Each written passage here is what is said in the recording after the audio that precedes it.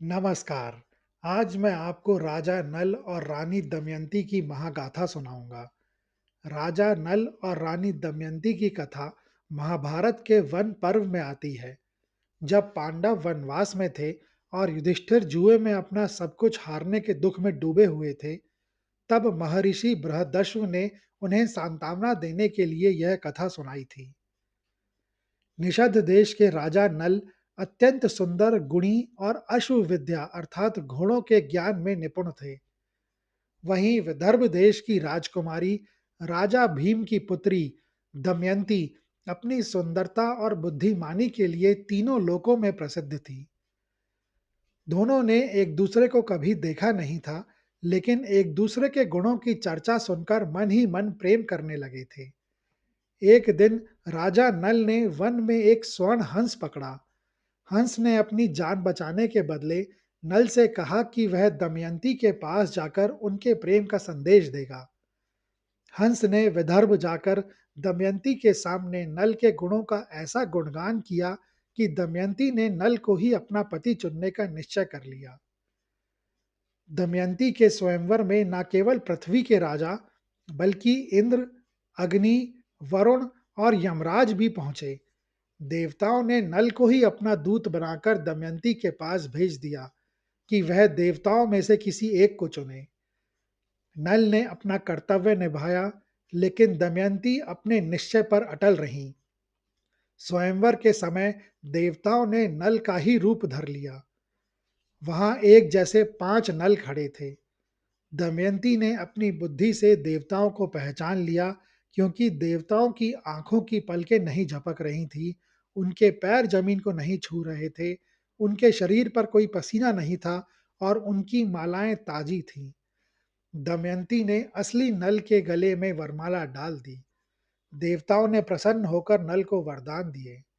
जब देवता लौट रहे थे, तो उन्हें मार्ग में कली, जो कि कलयुग का अधिष्ठाता है, वह मिला, जो दमयंती से विवाह करना चाहता था। यह जानकर कि दमयंती का विवाह नल से हो गया है, कली क्रोधित हो गया और उसने नल के पतन की प्रतिज्ञा की। 12 वर्षों तक कली अवसर खोजता रहा। एक दिन नल ने पैर धोते समय एक हिस्सा सूखा छोड़ दिया, जिससे कली उनके शरीर में प्रवेश कर गया।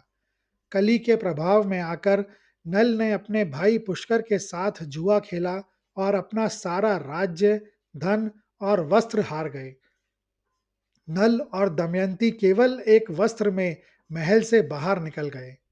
उन्होंने अपने बच्चों इंद्रसेन और इंद्रसेना को पहले ही दमयंती के पिता विदर्भराज भीम के पास भेज दिया था। नल और दमयंती भटकते हुए एक वन में पहुंचे। भूख और प्यास से व्याकुल नल ने वहां चिड़ियों को पकड़ने के लिए अपना वस्त्र फेंका, तो वे चिड़ियां, जो वास्तव में कली के रूप थे, उनका वस्त्र लेकर उड़ गई। नल ने सोचा कि उनके साथ रहने से दमयंती को अधिक कष्ट होगा। रात में जब दमयंती सो रही थी, नल ने उसके वस्त्र का एक हिस्सा काटा और उसे वहीं छोड़कर भारी मन से चले गए। वन में आगे नल ने देखा कि एक भयंकर आग लगी है और उसमें नागराज करकोटकर फंसे हुए हैं। नल ने उन्हें बचा लिया। बदले में नाग ने नल को डस लिया, जिससे उनका रूप पूरी तरह बदल गया और वह एक बौने और काले व्यक्ति बन गए। नाग ने कहा, यह रूप तुम्हारी रक्षा के लिए है। जब तुम पुनः अपने असली रूप में आना चाहो, तो इस दिव्य वस्त्र को पहन लेना। नल अब बाहुक नाम धारण कर अयोध्या के राजा ऋतुपर्ण के यहाँ सारथी और रसोइये बन गए। वहीं जब दमयंती की आंखें खुली और उन्होंने देखा कि उनके प्रिय नल उन्हें अकेला छोड़कर चले गए हैं, तो वे विलाप करते हुए घने वन में उन्हें ढूंढने लगी। वे पागलों की भांति पेड़ों और पशुओं से नल का पता पूछ रही थी। इसी भटकन के दौरान वन में एक विशालकाय और भूखे अजगर ने दमयंती को पकड़ लिया। अजगर ने दमयंती के शरीर को अपनी कुंडली में जकड़ लिया और उन्हें निगलने का प्रयास करने लगा। मृत्यु को निकट देखकर भी दमयंती को अपने प्राणों का मोह नहीं था। वे रोते हुए कह रही थीं, हे नाथ, मैं मरूंगी इसका दुख नहीं है, पर मेरे बाद इस निर्जन वन में भूखे प्यासे आपका क्या होगा?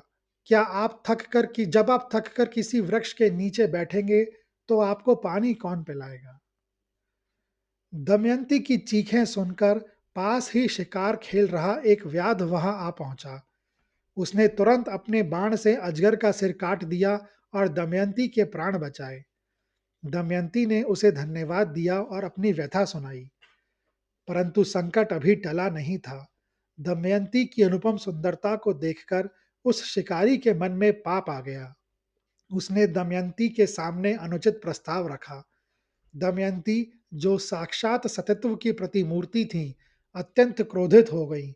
उन्होंने उस शिकारी को चेतावनी दी, लेकिन जब वह नहीं माना, तो दमयंती ने अपनी पतिव्रत शक्ति का आवाहन करते हुए कहा, यदि मैंने अपने मन में राजा नल के सिवा किसी और पुरुष का चिंतन ना किया हो, तो यह व्याध अभी भस्म हो जाए। दमयंती के मुख से ये शब्द निकलते ही वह शिकारी अग्नि की लपटों से घिर गया और वहीं ढेर हो गया। इस घटना के बाद दमयंती आगे बढ़ीं और उन्हें व्यापारियों का एक काफिला मिला। वे उनके साथ चेदी देश पहुंची। वहां की राजमाता ने दमयंता की मलिन अवस्था के बावजूद उनके माथे पर एक दिव्य चमक देखी। उन्होंने दमयंती को अपनी पुत्र की दासी के रूप में आश्रय दिया। वहीं जब राजा भीम को पता चला कि उनके दामाद नल और पुत्री दमयंती जुए में सब कुछ हारकर वन चले गए हैं, तो उन्होंने उन्हें खोजने के लिए चारों दिशाओं में दूत को भेजा। राजा भीम द्वारा भेजे गए ब्राह्मण रूपी दूतों ने में से एक का नाम सुदेव था। सुदेव खोजते खोजते चेदी देश की राजधानी पहुंचे। वहां उन्होंने राजमहल में राजमाता की पुत्री सुनंदा के साथ एक अत्यंत मलिन और दुबली पतली स्त्री को देखा। यद्यपि दमयंती धूल से सनी हुई थी, लेकिन सुदेव ने उनके अंगों की बनावट और उनके चेहरे की उस विशिष्ट आभा को पहचान लिया, जिसका वर्णन उन्होंने विदर्भ के राजमहल में सुना था। सुदेव ने एकांत में दमयंती के पास जाकर उनसे उनके पिता और माता का कुशलक्षेम पूछा। अपने पिता का नाम सुनते ही दमयंती की आंखों में आंसू आ गए और उनकी पहचान उजागर हो गई। जब राजमाता को सुदेव के माध्यम से यह पता चला कि यह साधारण दिखने वाली दासी वास्तव में विदर्भ की राजकुमारी और उनकी अपनी सगी बहन की पुत्री है, तो वे बहुत दुखी हुई। राजमाता ने कहा, पुत्री, तुम्हारे माथे पर जो पद्म जैसा जन्म चिन्ह था, वह धूल से ढका हुआ था, इसलिए मैं तुम्हें पहचान नहीं पाई। मेरी और तुम्हारी माता की परवरिश एक ही घर में हुई है। राजमाता ने दमयंती को रोकने की कोशिश की, लेकिन दमयंती अपने बच्चों इंद्रसेन और इंद्रसेना से मिलने के लिए आतुर थीं। राजमाता ने उन्हें पालकी, सेना और पर्याप्त धन देकर बड़े सम्मान के साथ विदर्भ विदा किया।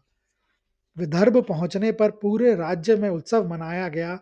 राजा भीम और रानी ने अपनी पुत्री को पाकर चैन की सांस ली, लेकिन दमयंती का मन अभी भी अधूरा था, क्योंकि नल अभी भी लापता थे। वे जानती थी कि नल आत्मग्लानि के कारण स्वयं कभी सामने नहीं आएंगे, इसलिए उन्होंने उन्हें खोजने के लिए एक अत्यंत चतुर योजना बनाई। दमयंती ने अपने पिता राजा भीम की अनुमति से चतुर ब्राह्मणों को दूत बनाकर चारों दिशाओं में भेजा। उन्होंने दूतों को सख्त निर्देश दिए कि वे हर राज्य की सभा में, चौराहों पर और भीड़-भाड़ वाली जगहों पर खड़े होकर कुछ विशिष्ट पंक्तियां जोर-जोर से दोहराएं। वह पंक्तियां थीं, हे छली जुआरी, अपनी सोती हुई पतिव्रता पत्नी का आधा वस्त्र काटकर उसे निर्जन वन में अकेला छोड़कर तुम कहाँ चले गए? वह आज भी उसी अवस्था में तुम्हारी प्रतीक्षा कर रही है और निरंतर आंसू बहा रही है। हे वीर, उस पर दया करो और उसे उत्तर दो। दमयंती ने दूतों से कहा कि जो भी व्यक्ति इन पंक्तियों को सुनकर भावुक हो जाए या उत्तर दे, समझ लेना कि वही राजा नल है। कई दूत निराश होकर लौट आए, लेकिन पर्णद पर्णद पर्णद नामक एक ब्राह्मण अयोध्या पहुंचा। जब उसने राजा ऋतुपर्ण की सभा में यह पंक्तियां सुनाई तो राजा ने तो कोई प्रतिक्रिया नहीं दी, लेकिन उनके सारथी बाहुक, जो कि असल में नल थे, उनका चेहरा उतर गया। सभा समाप्त होने के बाद बाहुक अकेले में उस गुप्तचर के पास आए। उनकी आंखों में आंसू थे और उन्होंने रूंधे हुए गले से कहा, कुलवंती स्त्रियां संकट आने पर भी अपने पति पर क्रोध नहीं करती। यदि उस प्राणप्रिय पत्नी का वस्त्र पक्षी ले गए थे और पति मानसिक संताप अर्थात कली के प्रभाव के कारण उसे छोड़ गया, तो उसे क्षमा कर देना चाहिए। वह पुरुष आज भी उस वियोग की अग्नि में जल रहा है। पर्णद ने विदर्भ लौटकर दमयंती को बाहुक की प्रतिक्रिया और उसके अजीब हुलिये, बौना और काले रूप के बारे में बताया। दमयंती को विश्वास हो गया कि वह बाहुक ही नल है, लेकिन रूप बदलने की बात ने उन्हें उलझन में डाल दिया। नल को विदर्भ बुलाने के लिए दमयंती ने एक और साहसी कदम उठाया। उन्होंने सुदेव ब्राह्मण को पुनः अयोध्या भेजा और एक झूठी घोषणा कराई कि राजा नल का कोई पता नहीं चल रहा है, इसलिए कल सूर्योदय के समय दमयंती का दूसरा स्वयंवर होगा। अयोध्या से विदर्भ की दूरी बहुत अधिक थी और एक दिन में वहां पहुंचना केवल तभी संभव था जब रथ अश्व हृदय विद्या जानने वाला कोई चलाए। राजा ऋतुपर्ण दमयंती से विवाह करना चाहते थे, इसलिए उन्होंने बाहुक को आदेश दिया कि वह उन्हें कल सुबह तक विदर्भ पहुंचा दे। बाहुक अर्थात नल का हृदय यह सुनकर छन्नी हो गया कि दमयंती दूसरा विवाह कर रही हैं, लेकिन उन्होंने अपनी परीक्षा लेने और सत्य जानने के लिए रथ को वायु की गति से दौड़ाया। तब राजा ऋतुपर्ण बाहुक के साथ रथ पर सवार होकर दमयंती के दूसरे स्वयंवर के लिए विदर्भ जा रहे थे। तब मार्ग में एक विशाल विभीतक अर्थात बहेड़े का पेड़ आया। राजा ऋतुपर्ण ने रथ पर बैठे बैठे ही उस पेड़ की ओर देखा और बाहुक से कहा, देखो बाहुक, इस पेड़ की उन शाखाओं पर जो नीचे झुकी हुई हैं, कुल 2095 फल लगे हैं और पत्तों की संख्या भी एक निश्चित अंक में है। बाहुक को उनकी बात पर विश्वास नहीं हुआ। उसने कहा, महाराज, यह तो असंभव है। कोई भी व्यक्ति इतनी दूर से और इतनी जल्दी पत्तों और फलों की गिनती कैसे कर सकता है? नल ने रथ रोका और पेड़ की शाखाओं को काटकर उसके फल गिने।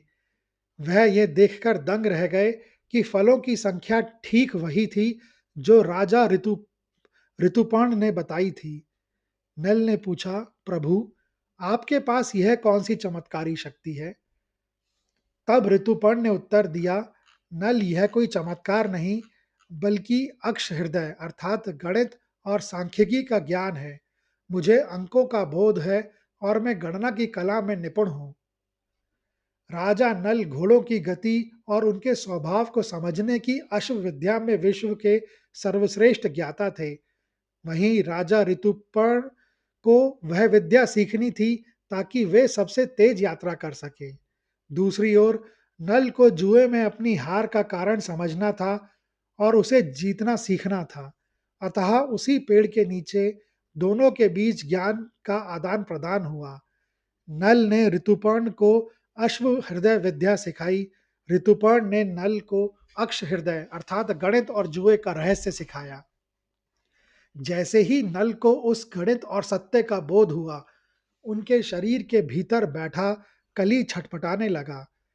जुए की विद्या और सत्य का ज्ञान मिलते ही कली का प्रभाव समाप्त हो गया और वह नल के शरीर से बाहर निकलकर उसी विभीतक वृक्ष में समा गया।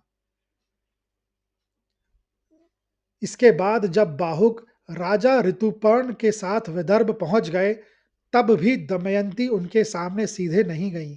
उन्होंने अपनी दासी केशिनी को बाहुक की गतिविधियों पर नजर रखने के लिए भेजा। दमयंती जानती थी कि नल को देवताओं से यह वरदान प्राप्त है कि वे बिना अग्नि और जल के भी कार्य सिद्ध कर सकते थे। केशिनी ने देखा कि ने आकर दमयंती को एक विस्मयकारी दृश्य बताया। बाहुक जब रसोई में भोजन पकाने गए, तो उन्होंने बिना अग्नि जलाए केवल घास के तिनकों को सूर्य के किरणों की ओर दिखाया और उनमें आग लग गई। जब उन्हें जल की आवश्यकता हुई, तो उन्होंने खाली बर्तन को छुआ और वह जल से भर गया। उन्होंने साग को हाथों से मसला और वह बिना पकाए ही सुगंधित और सिद्ध हो गए। दमयंती समझ गई कि यह शक्ति विश्व में केवल राजा नल के ही पास है। दमयंती ने केशिनी के हाथ से बाहुक द्वारा पकाए गए भोजन का थोड़ा सा अंश मंगवाया। जैसे ही उन्होंने वह ग्रास चखा, उनकी आंखों से आंसू बहने लगे। यह वही स्वाद था जिसे वे वर्षों तक निषद्ध देश के राजमहल में चखती आई थीं। उन्होंने कहा, यह स्वाद केवल राजा नल के हाथों का ही हो सकता है। इसके बाद दमयंती ने अपने दोनों बच्चों इंद्रसेन और इंद्रसेना को बाहुक के पास भेजा।